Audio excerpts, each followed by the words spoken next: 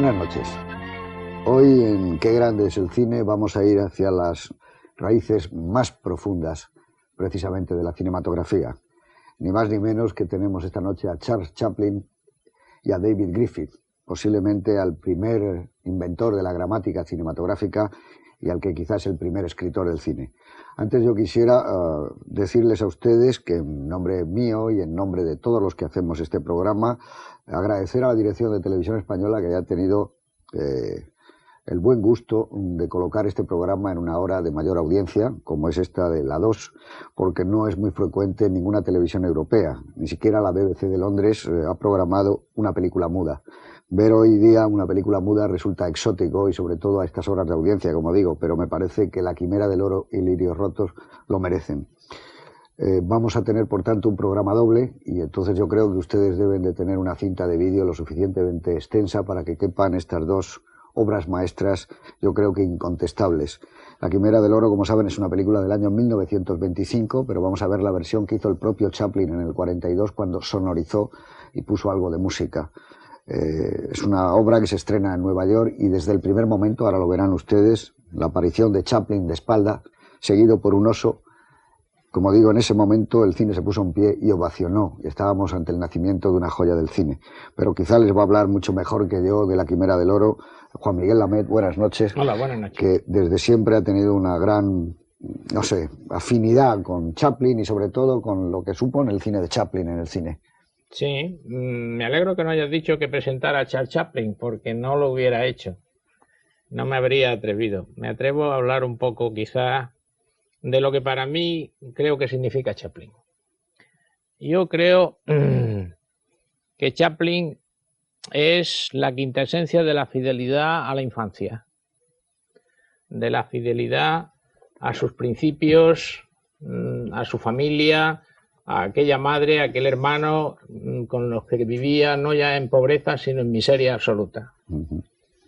Sadoul cuenta en su biografía de Chaplin que en una ocasión la madre se tuvo que quitar las botas que llevaba para dárselas a uno de los dos y que fueran a un comedor público a traer comida. Ese mundo nunca jamás lo ha olvidado Charles Chaplin. Y ese mundo matizado, dibujado con exquisitez por el buen gusto. El personaje que crea Chaplin jamás pierde los buenos modales, jamás pierde la elegancia. Es un personaje de pantomima, evidentemente, pero Chaplin consigue con ese personaje de pantomima algo que es formidable, que es que la pantomima siempre termina en fracaso y aquí el fracaso se convierte en risa. Yo creo que con La Mujer de París, La Quimera del Oro es la mejor película de Chaplin. Ya sabéis que la empezó a escribir sin guión, que rodaron en Alaska, que tardaron 14 o 15 meses en hacer la película. Chaplin era un hombre privilegiado, yo creo que no se han dado más que dos casos parecidos, que puedan ser el de Fellini o puede ser el de Woody Allen, que han repetido las películas y las han vuelto a rodar. Yo creo que no se pueden decir demasiadas cosas de Chaplin, porque Chaplin es conocido de todo el mundo y si alguien tiene la suerte de no haberlo visto nunca, esta noche va a pasar una de las mejores noches de su vida. Yo aconsejaría, para terminar, creo que la versión que, como tú has dicho, es la versión del año 42. A mí la que me gusta es la del año 25. A mí también. Así es que, si alguien quiere seguir mi consejo, que baje el volumen y la vea muda. Muy bien, muchas gracias. Eduardo Torres Dulce, buenas noches. Buenas noches, José. ¿Qué podías decirnos de Chaplin y de La Quimera del Oro?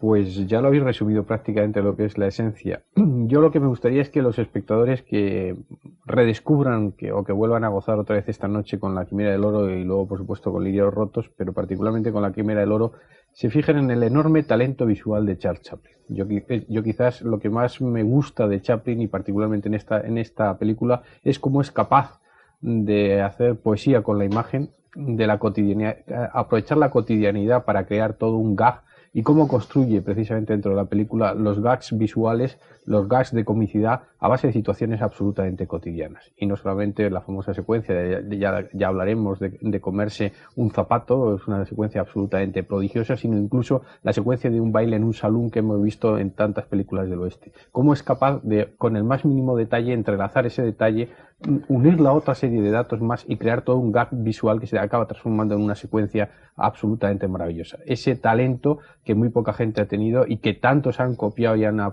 han robado de las películas de Chaplin. En el año 95 no me extraña que se pusiera la gente en pie en el cine de Nueva York, porque hoy en día prácticamente, casi prácticamente 70 años después, sigue asombrando su enorme capacidad de imaginación, de inventiva, para transformar un arte que prácticamente estaba, un medio de expresión que estaba, si no naciendo prácticamente en su juventud, en un arte de madurez, de clasicismo absolutamente y por completo, un arte total. Sí, es verdad. Buenas noches, Juanco. Buenas noches. Háblanos brevemente de Griffith y de Lirios Rotos, que posiblemente es una de las obras maestras también más grandes del cine. Yo creo que sí, que es una de las obras, es de las que además siempre ha figurado cuando ha habido un consenso un poco amplio sobre películas importantes de la historia. Esta siempre ha salido bien situada, hasta que después hubo un pequeño vuelco y las películas sonoras han ocupado mejores puestos, pero esta siempre estaba entre los clásicos. Yo de Griffith no te puedo decir mucho. Yo soy una persona que siento tanta admiración por él, que para empezar, mi hijo se llama David por Griffith. Segundo, tuvimos una revista que llevaba ese nombre y que fue idea de Orson Welles que se llamase así. Yo tuve la osadía de pedirle que escribiese un artículo, que era ese artículo breve, maravilloso, que él leyó una vez. Yo siento que no se grabase, pero él leyó, y en aquella voz suya estaba toda la emoción que sentía por un hombre al cual le había conocido cuando ya estaba en su ocaso, es decir, cuando Hollywood le había denegado la posibilidad de seguir trabajando, que luego se repetiría con Welles además.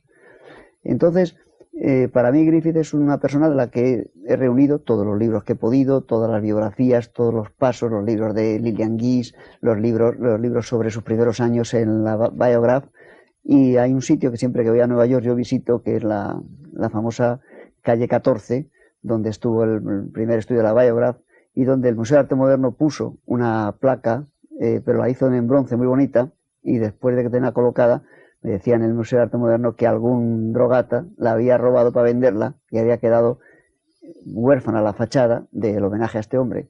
Pero de todas maneras, Lirios Rotos creo que es una película que a mí me produce la sensación, y creo que le va a producir a todas las personas que sean capaces de tener la paciencia de verla con la serenidad que necesita, una transformación interior. Es decir, es una película que el espíritu del que la ve sufre una transformación radical. Se rompe la dureza que la vida diaria nos proporciona, se rompen los esquemas de la lucha por un montón de circunstancias banales, y queda el alma desnuda, yo creo, aunque parezca un poco cursi, del hombre frente a una obra y a una serie de matices impresionantes que nos dejan como unos niños que hemos sufrido una transformación radical. Muy bien, muchas gracias. Es muy bonito eso que has dicho y además lo comparto, porque es verdad, se te transforma todo. Bueno, pues a mí me hubiera gustado, en Qué grande es el cine, que hubieran aparecido también Stroheim o Murnau. Creo que con Buster Keaton, con Chaplin y con Griffith cubrimos, yo que diría que muy bien, el cine mudo.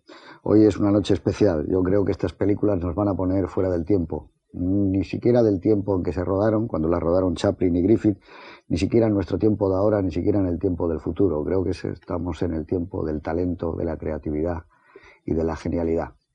Hoy es un privilegio poder presentarles a ustedes estas dos obras maestras del cine, La Quimera del Oro y Lirios Rotos. Cuando termine La Quimera del Oro tendremos un coloquio y hablaremos de las dos. Hasta ahora. La Quimera del Oro es del año 1925, hace 70 años que se hizo esta película. En aquella época, cuando Chaplin se pasó un año entero rodando. Bueno, para ser exactos, 14 meses de rodaje. Como decía antes Juan Miguel Lamet, su perfección era tal que volvía a rodar y a rodar y a rodar, y que muchas veces mandaba a todo el equipo a su casa, les pagaba naturalmente y decía que vengan al día siguiente porque hoy no se me ocurre nada. Esa forma, claro, es incomprensible. Tiene que ser alguien como Woody Allen, como decía Lamet, o como el propio Fellini, porque esto está fuera de nuestro alcance. Ese lejano año 25 en que se filmó La Quimera del Oro, en el mundo pasaban más o menos estas cosas. Por ejemplo, que Blasco Ibáñez, el escritor español, se exilia en París y poco después se casa, por lo civil, a los 59 años. Es el escritor no solo más famoso que hay en España, sino también en Europa y probablemente en el mundo entero. Todas las marcas americanas se pelean por sus novelas. Es curioso que se hace por vez primera también el Censo Mundial de Automóviles. Exactamente hay en el mundo 22.700.000 automóviles, una cifra que parece algo grandioso. Solamente 10 millones han sido fabricados por Ford en Detroit. Hitler reorganiza el partido nazi y publica Mein Kampf, mi lucha. Se edita en París El proceso de Kafka, un escritor que acaba de fallecer hace unos meses, del que no se conoce prácticamente nada, pero que se va a poner en marcha una de las biografías literarias más apasionantes del siglo. Digamos que el acontecimiento cinematográfico, sin ningún género de dudas, es el estreno en la ciudad de Nueva York de la película La Quimera del Oro de Chaplin, que inmediatamente se convierte en un clásico. Ante 120.000 personas, Jim Taney derrota a la leyenda americana por excelencia de Jack Dempsey. 120.000 personas que siguen la retransmisión del combate por radio, que es el medio naturalmente más influyente que hay entonces, todavía supera al cine, exactamente 55 millones de personas. En España ocurre que hay un desembarco del ejército español en Alhucemas. Digamos que George Bernard Shaw obtiene el Premio Nobel de Literatura y también es otra de las grandes leyendas de su tiempo y de su momento. Muere en Madrid Pablo Iglesias, que es el fundador del Partido Socialista. Fallece también Maura. Y por último, digamos que un poeta de una enorme categoría artística y que sobre todo estaba casi en sus comienzos, que estaba casado además con Isadora Duncan, Sergei Esenin, se suicida en Moscú. Y bueno, pues esto es el panorama y estos eran los años, un tanto lejanos como vemos, cuando Chaplin trata no solo de ir inventando el cine golpe a golpe de manivela, como se rodaba entonces, sino que me parece que nos va dejando unas muescas en el cerebro y en el corazón, que ha habido muchas generaciones que han llegado después, desde aquel estreno en Nueva York, y que a todas les ha impresionado, ¿no? Creo que Chaplin es algo que, a lo mejor su vida personal ha tenido muchas aristas y hay muchos biógrafos y mucha gente que ha podido no estar de acuerdo con su aventura personal, pero desde luego lo que está fuera de toda duda es que le han respetado siempre hasta el final. Yo creo que con Chaplin pasa algo parecido, no exactamente, porque tuvo una gran repercusión social, pero parecido a lo que pasa con Dreyer. Es decir, que están en un escalón que no es la escalera cinematográfica, sino que son unos escalones más arriba donde hay unas especies que podríamos llamar los genios. Y Chaplin pertenece a la especie de los genios. Pero es curioso, ¿hasta qué punto, y hasta hace unos años, no había devorado un poco Charlotte a Chaplin? La gente no sabía que Chaplin era tan grandioso director, que era un creador cinematográfico tan grande. Le veían casi solo como Charlot, pero no se sabía que él era el genio total, ¿no? Yo es que creo, permíteme la butad, que realmente el único que existió fue Charlot. Y que el que dirigía las películas era Charlot. El que estaba detrás de la cámara era Charlot. El que estaba detrás de la cámara realmente era Charlot. Voy a insistir en algo que dije en la presentación. A mí me ha impresionado mucho la película al verla. Algo que me impresiona normalmente en la vida, quizás porque yo vengo de familia humilde, y es la dignificación de la pobreza. En todo momento el personaje en esta película, dije al principio que no pierde la compostura, pero es que al mismo tiempo es elegante, es que al mismo tiempo utiliza todos los recursos para hacer la vida agradable a las personas que le rodean, que es algo que he vivido yo. Esa noche vieja, esa manera de arreglar la mesa, esa elegancia con la que va poniendo las cosas, no la tiene ni siquiera un mayordomo como William Powell. Como William Powell. Es imposible. A mí eso es lo que más me impresiona. Por eso siempre creo que es que el personaje Charlot afortunadamente se comió a Charlie Chaplin. Bueno, pero aparte hay una cosa que es curiosa, digamos, que de la cintura hacia arriba, él lleva un sombrero hongo un poco deteriorado, pero lleva algo que en sus tiempos pudo ser la chaqueta de un frag y algo como que una pajarita. Luego ya, naturalmente, los pantalones, esos son unos pantalones que no son de él, evidentemente, las botas están cogidas a algún mendigo, pero quizá esa elegancia natural que él nunca ha perdido, esa especie de caballerosidad, porque puede ser pícaro, como hemos visto en esa escena que se finge que está moribundo para tomar un desayuno y que lo vayan a meter, ¿no? Eso entra de la picaresca, ¿no? Pero él tiene una enorme dignidad que no pierde nunca en ningún momento. No la pierde en ningún momento. Claro. Eso es lo que me llama la atención del personaje Charlot, esa dignificación de lo más pequeño, de lo más mísero, de lo más pobre, y de alguna manera es, creo yo, la razón por la que las masas se unieron a él, porque en el fondo todo el mundo no viene de familia acomodada, ni viene, claro, son más los humildes, somos desafortunadamente más, sí, los que existen en el mundo. Y en el fondo también esa es la raíz por la que se le vinculó al Partido Comunista, porque estuvo perseguido por McCarthy, etcétera, etcétera, porque yo creo que puso en pantalla la imagen viva de la pobreza más digna. Bueno, y aparte es verdad lo que dice Juan Miguel, porque cuando él sale de Estados Unidos, él no piensa que ya no va a regresar más, pero en el momento que está ya en alta mar el barco, hay un comunicado del gobierno norteamericano diciendo que es persona non grata en los Estados Unidos y que se le prohíbe poner el pie. La manifestación que se produce en el mundo entero es gigantesca, porque estamos hablando de un hombre que cuando iba a París le recibían 300.000 personas, o en Londres 500.000 de personas, amigo de Gandhi, de Alberto Einstein, eso de Reyes. Impresiona claro, mucho ver su autobiografía, claro, las fotografías, claro, con todo el que fue algo durante su época, desde con los que tú has dicho, Einstein, Gandhi, Picasso, Lord Mountbatten. Es decir, no es normal el prestigio claro, que tenía. Nadie en el cine ha tenido el prestigio que tuvo Charles Chaplin. No, hace como eleva al cine a una aristocracia que no había tenido, o sea, desde los inicios de la barraca.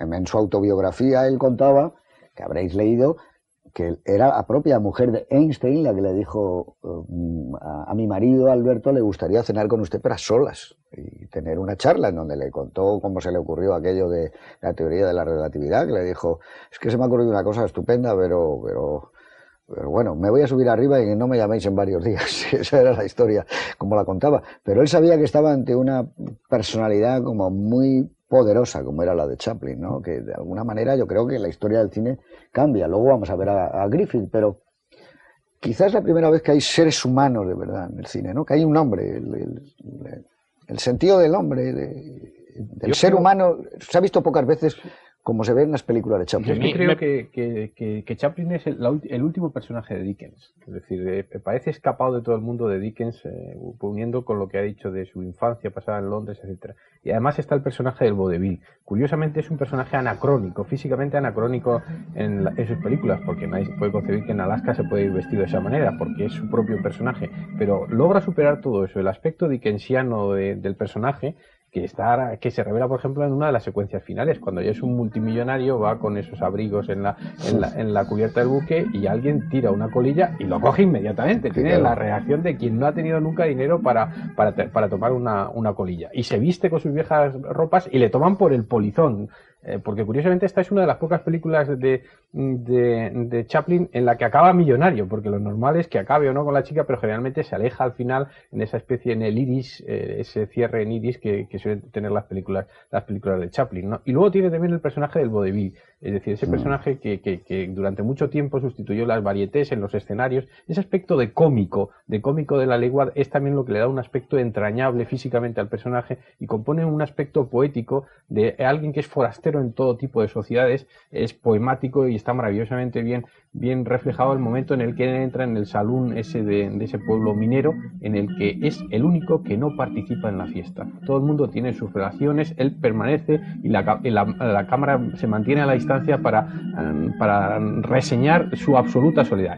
Para mí el personaje de Charlot de Chaplin es siempre el forastero en cualquier sociedad, ¿eh? El forastero al que se le pueden perdonar muchas cosas, que recibe muchas patadas, que da también muchas patadas, todo hay que decirlo, que se comporta con la mayor astucia posible para salir de las situaciones, pero que siempre es el solitario, el caballero vagabundo, se le ha designado, y hay algún documental que hizo algún documentalista americano que tiene ese título, y creo que lo refleja muy bien todo ese mundo, ese personaje escapado del siglo XIX y prácticamente caído en paracaídas sobre unas sociedades enormemente agresivas, dominadas por la política, por el dinero, por la avaricia. Claro, es que además hay como una especie de romanticismo de los juglares, y sobre todo del 19 que tú dices, y con Dick Turpin, y está enraizado, que también lo yo tiene creo que está Griffith, más bien mucho de escapado. Griffith, decir, que es que esta noche tenemos, Claro. por una casualidad maravillosa, tenemos dos de los grandes herederos, los máximos herederos en el cine que ha tenido Dickens, Chaplin y Griffith, que era un auténtico dickensiano. Y además la película de vamos a Rotos, ver ahora, exactamente Dickens. El Dios Rotos es Dickens. Pero yo pienso que efectivamente que Chaplin, bueno, la verdad es que en América se conoce siempre la traducción exacta de Trump es vagabundo. Eso le hace siempre ser un ser alejado de la sociedad, al margen de la sociedad, que está bien. Pero hay una cosa muy curiosa, y es que a Juan Miguel le gustará esto, que sabes que Dreyer, en las épocas duras, tuvo que abandonar el cine, no había financieros, y volvió al periodismo y a la crítica. Y curiosamente hace una crítica muy bonita de tiempos modernos, y dice que al principio le descolocó un poco, porque dijo, este Chaplin, este Charlot, que yo también hay que diferenciar mucho, este Charlot nos va a salir ahora con una cosa de tipo social, reivindicativo, de las máquinas, de tal. Dice, a medida que eso lo va abandonando y se convierte en el ser humano y en el vagabundo de siempre, dice, volvía a tener lo que yo siempre admiro en Chaplin, que es que no solamente nos da el don de la risa, sino que además es algo contagioso que todos necesitamos mucho. Es una cosa muy bonita de un hombre tan serio como Dreyer en cómo reconoce eso. Porque realmente sí, yo también estoy de acuerdo con Juan Miguel en que lo importante fue Charlot. Es decir, Charlot marcó definitivamente, y la prueba está que esta película es, aunque ya sé que a muchos les gustan muchas obras posteriores, pero esta película marca el apogeo para muchos de Chaplin. Yo estoy de acuerdo en que tanto Una mujer de París y La quimera del oro, quizá la trilogía sería Luces de la ciudad, esas las tres películas mudas, son maravillosas. Tú hacías referencia antes, por ejemplo, a que no pierde nunca la dignidad. La entrada de él en la cabaña al principio, con el frío que se supone que hace en Alaska, lleva una mantita, nada más, lleva como una toquillita, pero eso le da un toque de ternura. El vodevil está presente en el homenaje que hace a los Walton con los panecillos. Los Walton eran aquellos famosos hombres del espectáculo que él admiraba desde niño, y ese baile de los panecillos, que es es una especie de poste ya en la historia del cine, pues tú lo ves, la elegancia, y te das la sensación de que estás viendo un número, un espectáculo de variedades en un escenario. Bueno, ¿cómo se come la bota? ¿Cómo se come la bota? Es decir, la secuencia de la bota es sencillamente prodigiosa. ¿Cómo va sacando los clavos? ¿Con qué elegancia? ¿Con qué educación ese vagabundo desastrado se come eso? ¿Cómo coge como si fuera un fideo, un espagueti, los cordones de la bota? Está también el mimo. Está el mimo que ha aprendido a transmitir emociones sin palabras encima de un escenario. Y creo que eso es lo que le dotó de un contacto casi físico con las personas que veían las películas, que se sentían muy identificados. Por la mayor parte de los espectadores eran unos espectadores. El cine era un arte popular, eminentemente popular, de clases, valía prácticamente un centavo, valía prácticamente nada, un níquel, los famosos Nickelodeon. Se sentían identificados con alguien que expresaba todo lo que ellos pasaban, el pequeño que se enfrenta a los poderosos y acaba triunfando. Con alguien, pero siempre con una enorme dignidad y sobre todo con una enorme elegancia y comportamiento no en olvides sus maneras. Que la gente no sabía leer ni escribir, el 80% de la población norteamericana, que eso es una cosa muy curiosa del cine mudo, o sea, que las historias tenían que entenderlas en cualquier lado, prácticamente no leían los titulares de los periódicos, y en Europa pasa igual. A medida que la gente va adquiriendo mayor conocimiento, el cine empieza a hablar, porque ya se entiende más, pero eso es curioso, que Chaplin va como en paralelo. Hay un momento,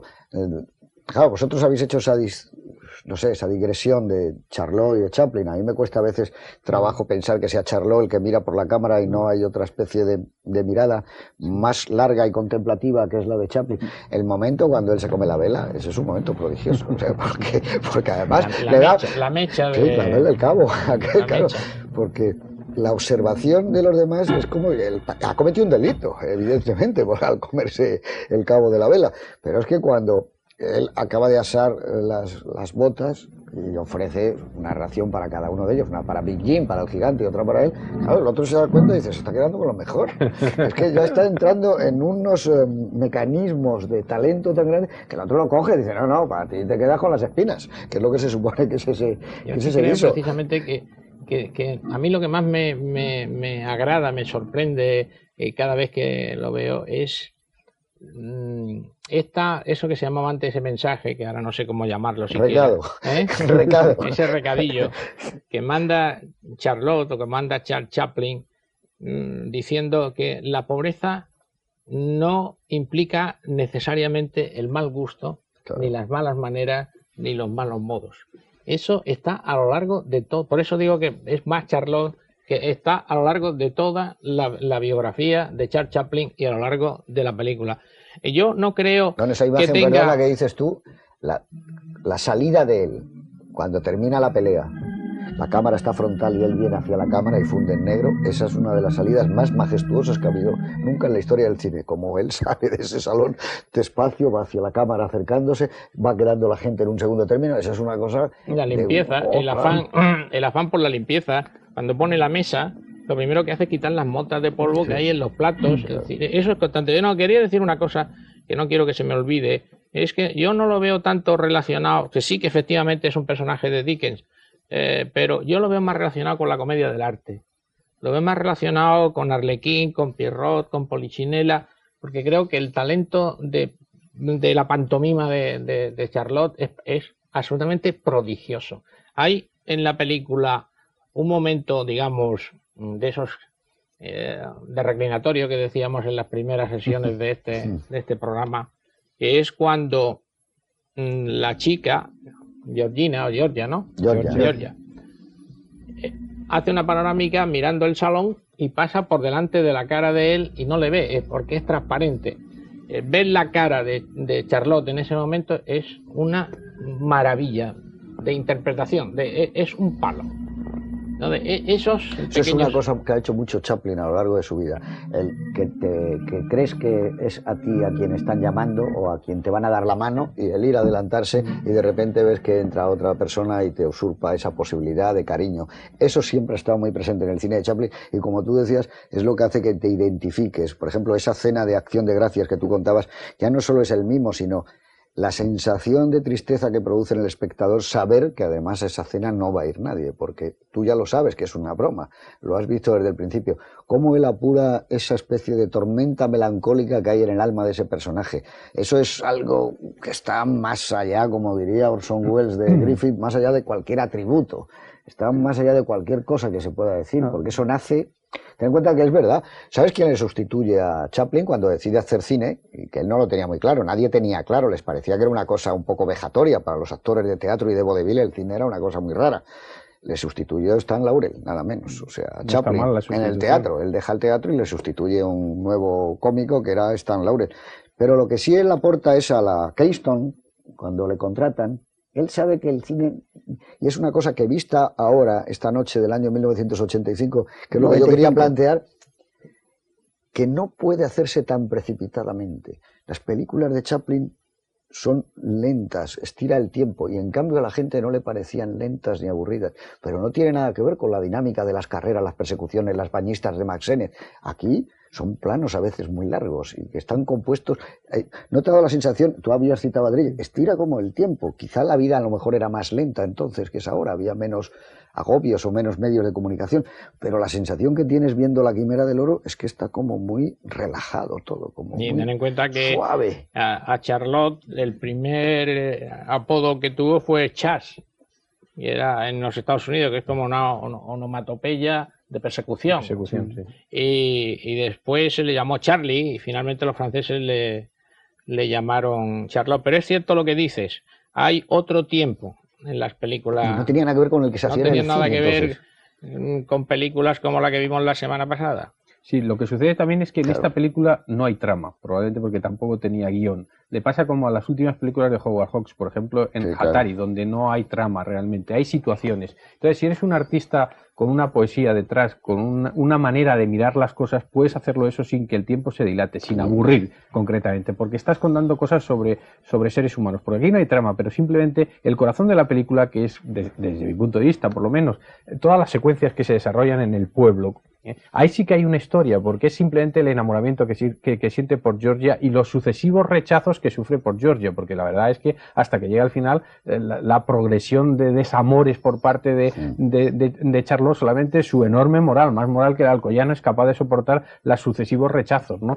Y ese suspense sentimental también te mantiene unido a la película, porque es que, insisto, no hay trama en absoluto, no hay apenas historia, todo lo de la mina, todo lo de antes, pues sirve para gags de tipo visual, que por cierto es otra de las cosas que también hace. En las películas de Chaplin yo creo que progresivamente cada vez menos slapstick, podemos explicar que es el tortazo, la tarta en el rostro, etcétera. Aquí la avalancha que cae desde el tejado al principio y sepulta al personaje cuando coloca el bastón en la nieve y se hunde concretamente, pero luego pasa una cosa más elaborada. Por ejemplo, en la secuencia en la que se están peleando Big Jim y el malvado concretamente, luchan con el fusil, y el fusil siempre apunta al pobre y despavorido Charlie, que no está participando. ¿De qué manera coreografía eso? ¿Cómo coloca la cámara a la distancia? Lo tiene siempre él. Siempre está en la misma Eso es pura situación. pantomima.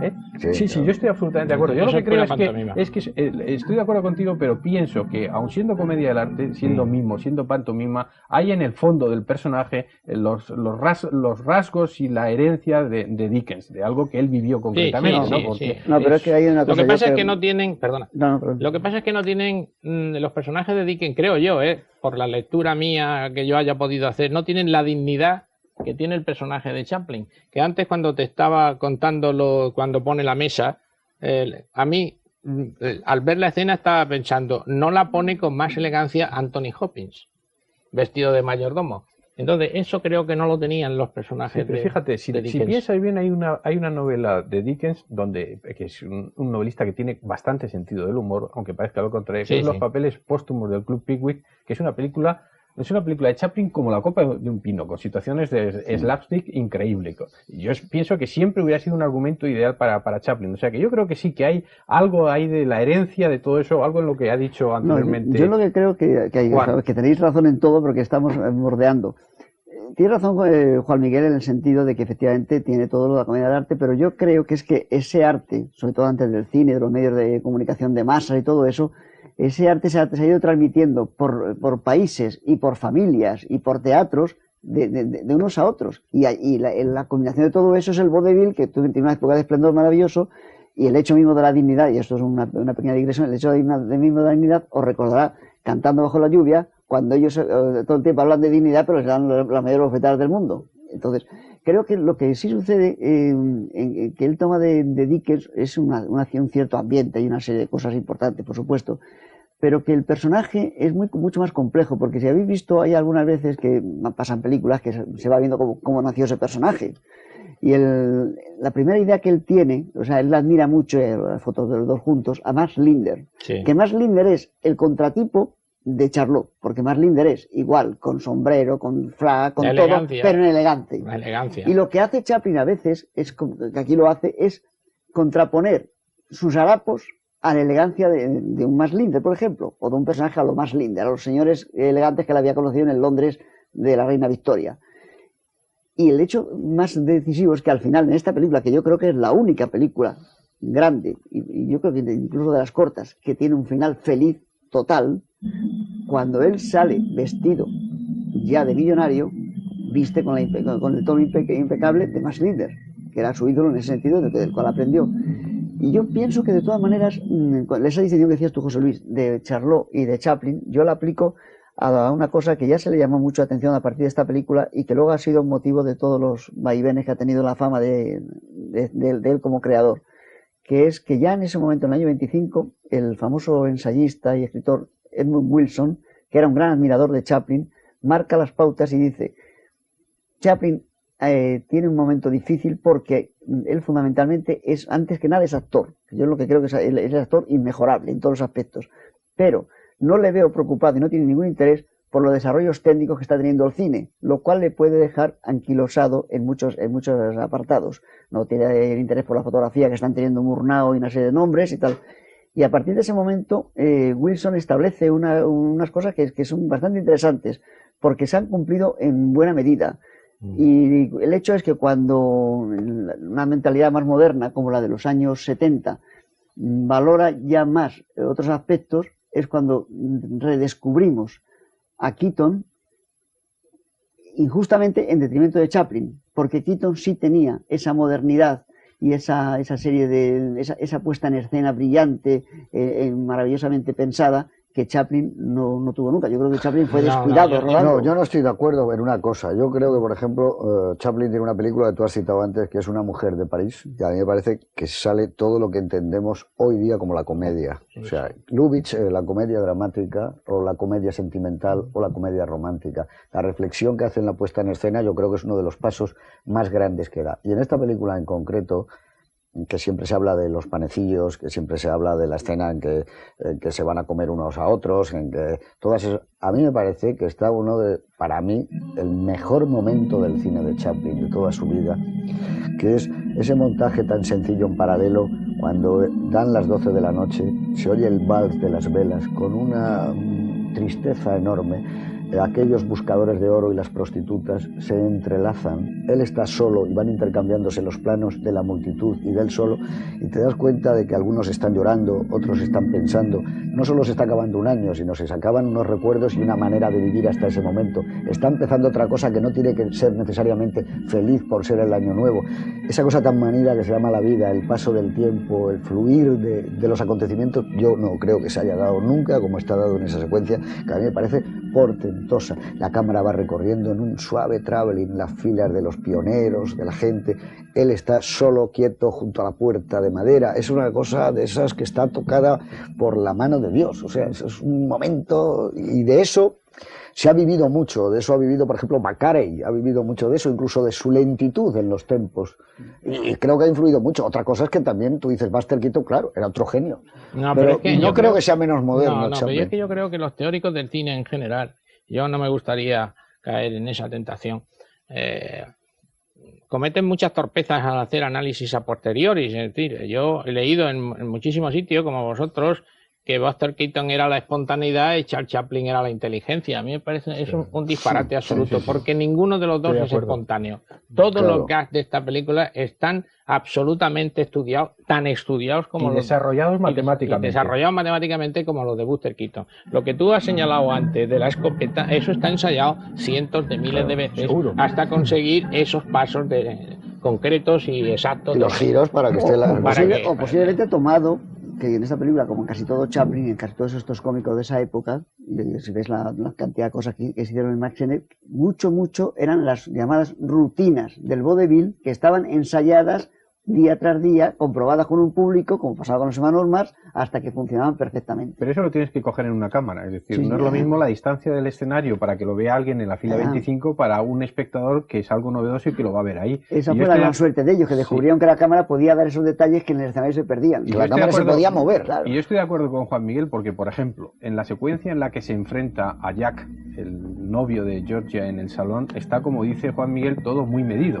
porque le encasqueta el sombrero hasta abajo, no ve nada, empieza a girar con esos movimientos típicamente de Charlot, le da un golpetazo tremendo con la mano al intentar golpear a la viga del salón, y desde arriba dos mirones mueven un poco y cae el reloj encima de la cabeza de Jack y lo deja absolutamente cao. Se quita el sombrero y cree que lo ha noqueado él. Eso que es puramente visual, que nosotros sabemos algo que el personaje no sabe, es una pura elaboración, como dice Juan Miguel. Es decir, ahí por supuesto que había un pionerismo, por supuesto que había la herencia del vodevil, pero está súper elaborado, es un gag visual desarrollado a través de una secuencia y que revela un talento enorme. Luego es que tiene el talento visual de un Ford, por ejemplo, el momento para mí mágico en el que Georgia, la frívola Georgia, que es capaz de rechazar a unos y a continuación con otro, de tener un gesto de ternura con Chaplin y entregarse a Jack, etcétera, levanta el almohadón y ve la rosa que ha cogido del suelo y el retrato medio roto que ha arrojado ella en un momento determinado. Ese momento que es clásico de los pioneros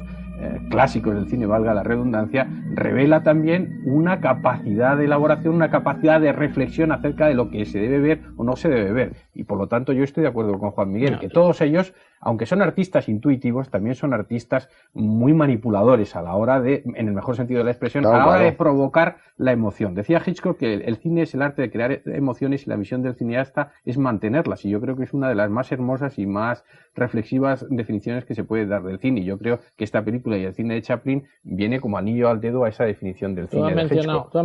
Tú mismo has mencionado una secuencia de la cual yo iba a hablar y que demuestra con claridad meridiana hasta qué punto hay una elaboración de la puesta en escena, que es una cosa que yo admiro y adoro en cualquier película. Y no es exactamente la escena completa. Es cuando él entra por primera vez en el salón, y hay unos planos cortos, donde todo el mundo pasa por alrededor suyo. No, me refiero al plano general. Hay un plano general donde él está de espaldas y de repente todo el mundo coge su pareja y se pone a bailar. Eso no está improvisado, eso está meticulosamente calculado para que sea exactamente una coreografía. Cuando llega el camarero y se coge la copa. Y por cierto que en el salón hay una cosa preciosa, ahora que has mencionado lo de la fotografía, hay un gag que a mí me produce risa todas las veces que lo veo, que es la cara de asombro de ese minero que ve cómo ha ligado y acaba de ver cómo ha cogido la foto del suelo y no hace más que mirarle con un asombro y diciendo, bueno, la capacidad de este enano es portentosa. Oye, es lo que pasa que desde La Mujer de París esta y también el City Lights, Las luces de la ciudad, son tragedias, ¿eh? Lo que él cuenta son tragedias, Chaplin, lo que pasa es que las cuenta cómicamente. ¿Y Candilejas? Pero son tragedias. ¿Y Candilejas? Porque la historia esta está basada en hechos reales. El gran tema del music hall es el fracaso. Claro.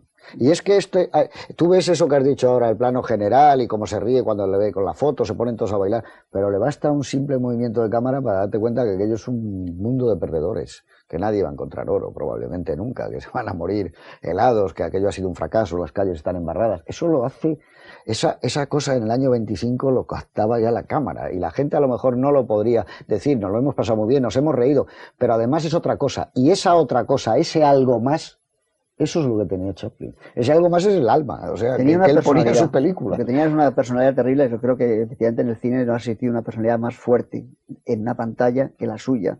Y esa personalidad también se reflejaba en eso que hablabais al principio, porque todo está muy ligado, de esa situación familiar y de esa pobreza inicial.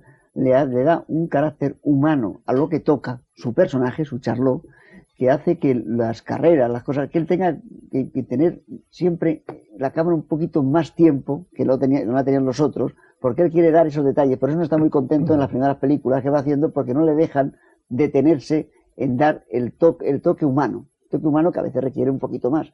Sí, como el mismo Dreyer, hablando ya, que hemos hablado mucho de él, decía que en películas como Gertrude y todo esto, los diálogos están dejaos un poquito más de lo necesario para que el público se embeba de ellos. Es que lo que ocurre, y ahora lo vamos a ver, y vamos a verlo ahora con Lirios Rotos, es que hubo una serie de personas, y fueron Griffith, y fue Chaplin, y fue Stroheim, que se dieron cuenta que el cine era otra cosa, que no era solo ese espectáculo de diversión, y rompen el tiempo, y entonces inventan un tiempo que no tiene nada que ver con el tiempo del cine primitivo ni con el tiempo de la vida, inventan el tiempo cinematográfico, se dan cuenta que tienen un poder muy grande con la cámara, que pueden romper los tamaños, que de repente un primer plano puede expresar la tristeza mucho mejor que un plano medio, se dan cuenta de que pueden acompañar a un personaje. Es fantástico, por ejemplo, las ideas, cómo se pueden expresar ya en el cine. Cuando él, para ganar un poco de dinero e invitar en la cena de Acción de Gracias, empieza a echar la nieve en un sitio y al otro le dice, oye, quítame la nieve de aquí, y va sacando el dinero. Claro, eso está expresado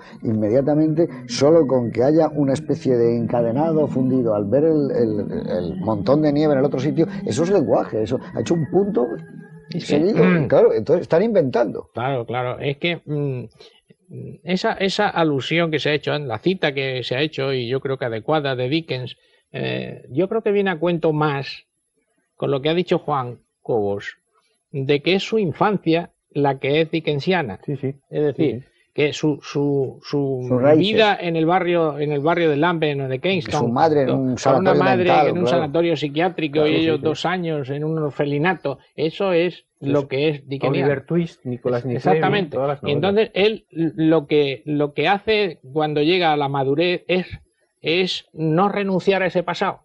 Porque Chaplin nunca jamás renuncia a ese pasado. Al contrario, lo hace suyo, lo saca constantemente a relucir. El chico, claro. Entonces, yo lo que veo, en lo que por terminar un poco lo que tú estabas diciendo, tanto de Chaplin como de Griffith, yo creo que eran cineastas que no tenían vergüenza de sus propios sentimientos.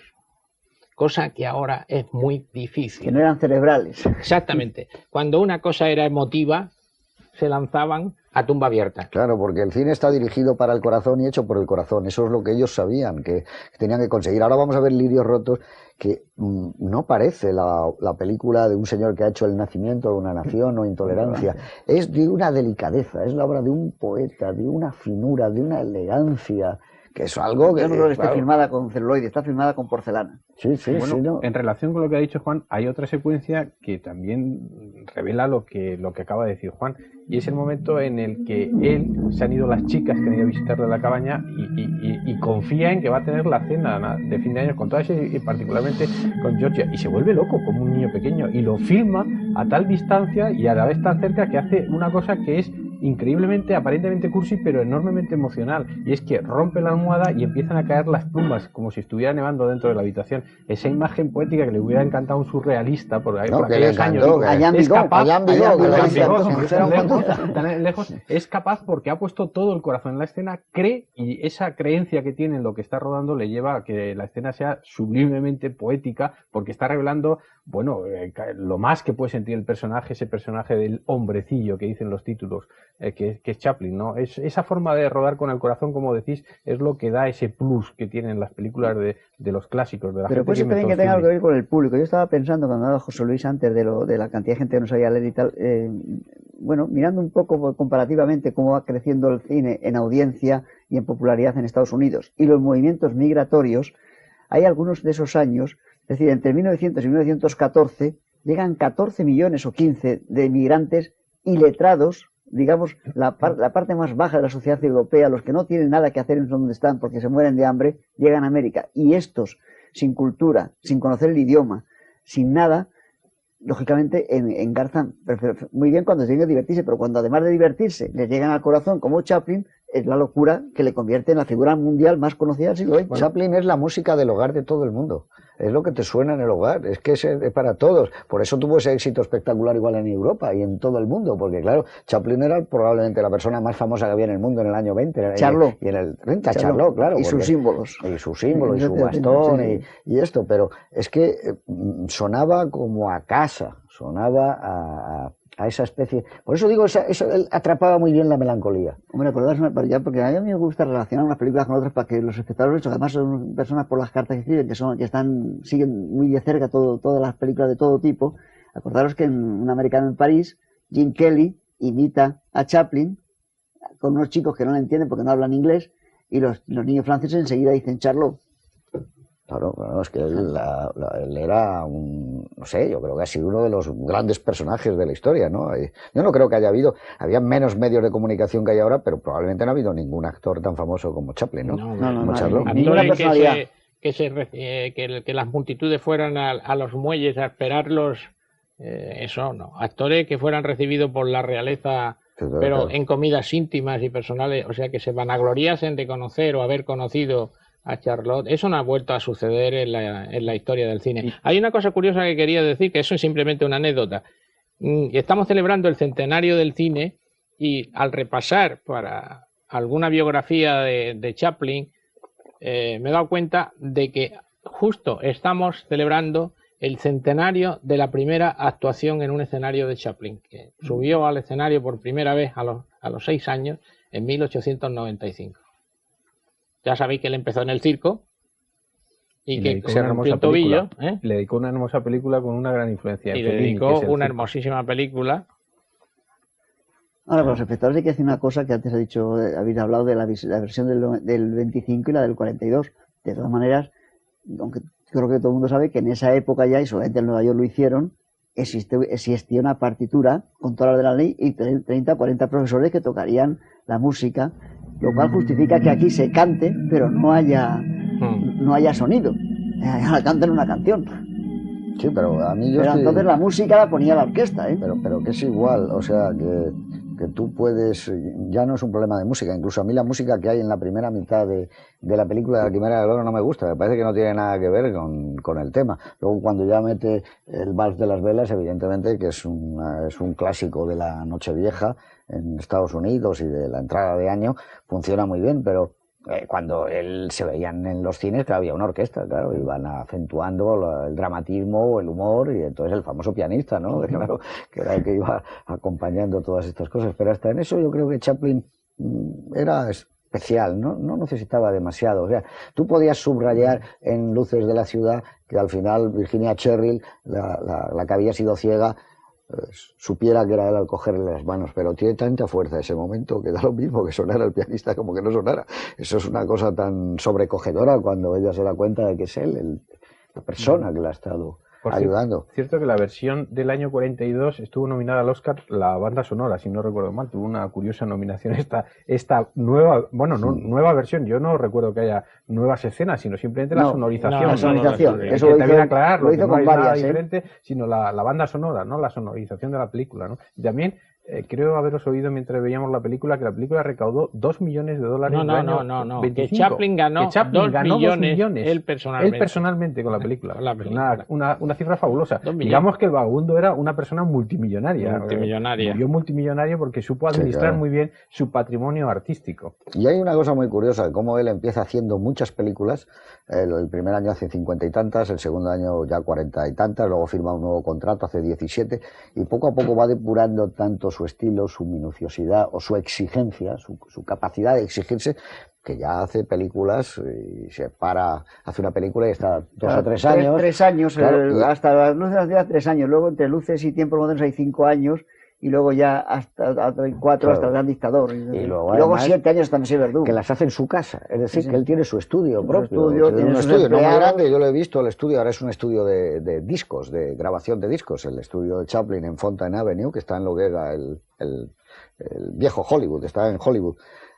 Y es un estudio que no es muy grande, pero allí es donde levantó todos esos decorados, que hay una cosa muy bonita que ha puesto hace años la BBC, que era el Chaplin desconocido, donde se veía su manera de trabajar y que no improvisaba nada, al contrario, que era todo elaborado, y hasta que no salía con esa minuciosidad y esa perfección que él quería, o cuando se cerraba una puerta tenía que ser exactamente a la velocidad y como él quería, ¿no? O sea que eso es... Ahora sigue siendo asombroso 70 años después poder ver esta película.